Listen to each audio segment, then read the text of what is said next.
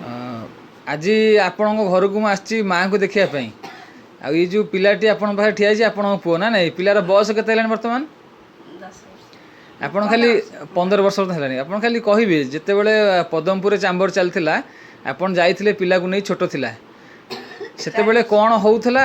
एवं आज मु कहीं रेकर्ड नौ से विषय कहते लोक मैंने आप विषय जानवे और पिला विषय बुझे से कौन होता आप जाइए कौ मसीह जाइए पिला केते बयस चलता जाइए आप कहीं जाइए 4 वर्ष 4 वर्ष होता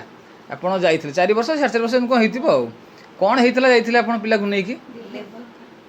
लिवर प्रोब्लेम बाहर नहीं कि पेट फंपेक रही है आउ कौन होता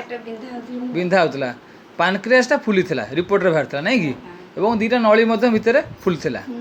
से कौन होता असुविधा पिलार बिंधा झिटका जोर से होता पेट आपड़ एलोपाथी आप कहतु मु कह लोक कहे ना सार कहते ये बोधे मिछ आप बांति होता पिला को नहीं ज्वर रोला कुआड़ नहीं जाइए फास्ट कटक मेडिकल नहीं थे कौन कह डाक्तर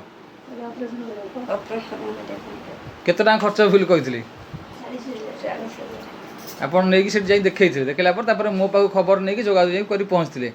पहुँचला पिला को औषध के दिन खोईले से प्रथम 6 मास खोईले केते दिन पिला को उपशम मिलता जो कष्ट होता बिंधा होता कांदुला खाऊला से केते दिन पिला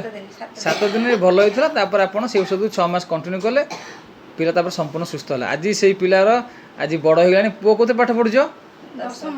10वीं होगला तुम मामा सहित जाइल मो पाक औषध आने जो छोटियाटे होता है आज कौन कह तुम ये विषय जानी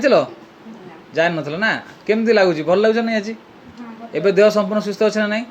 तो मैडम आप कौन कहे औषध खाई उपकृत होती बहुत वर्ष पूर्व आज धन्यवाद टे देवे ना नहीं देवे धन्यवाद दूँ तो ठीक अच्छे आपण मानकर एमती माने दृढ़ विश्वास था विश्वास सहित आप औषध भी खातु तेज सब प्रकार रोग दूर हम धन्यवाद।